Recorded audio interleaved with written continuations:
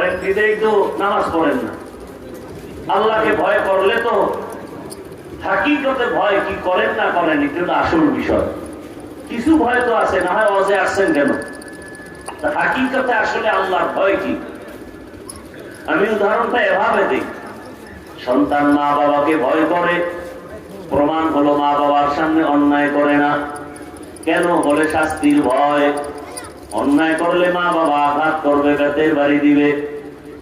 ছাত্র শিক্ষকের ভয় করে, প্রমাণ কি? বলে শিক্ষকের সামনে ছাত্র অন্যায় করে না। কেন? ভয়টা কিসের? বলে শাস্তি দিবে, বেতের বাড়ি দিবে। ঠিক দুনিয়াতে যারা আসলে আমার আল্লাহকে ভয় করবেন, ওই বান্দা বান্দি গলায় ছুরি লাগাবে, দাড়ির মধ্যে ছুরি লাগাবে না। যদি লাগায় বোঝা যাবে তার মধ্যে হাকিকতে আল্লাহর ভয় এখনো আসে নাই। যে সাপকে ভয় করে সে সাপ ধরবে? কথা বলেন না কেন? বড় সাপ যেখানে থাকে সেখানেও যায় না, সন্দেহ যদি থাকে। যেমন সাপের গর্ত দেখলে দৌড় দেয়। যারা আসলেই সাপের ভয় করে তারা ঘুমের মধ্যে মাঝে মাঝে সাপ সাপ করে চিৎকার দেয়। ঠিক এই দুনিয়াতে যারা আমার আল্লাহকে ভয় করবে,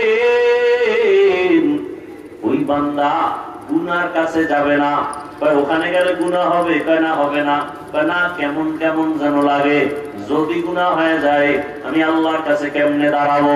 আমি আল্লাহর কাছে অপরাধী হয়ে যাব। দুনিয়ার সবাইরে ফাঁকি দেওয়া সম্ভব, আমার আল্লাহকে ফাঁকি দেওয়া সম্ভব না। সম্ভব? এই চিন্তাটা অন্তরে ঢুকাও। এর নাম তাকওয়া, আল্লাহর ভয়। যে আল্লাহকে ভয় করবে জীবন চলে যাবে, গুনাহ করবে না। যে ছাত্র শিক্ষকের ভয় করবে ওই ছাত্র ওস্তাদের সামনে অন্যায় করবে না। যেই সন্তান পিতা মাতাকে ভয় করবে মা বাবার সামনে অন্যায় করবে না।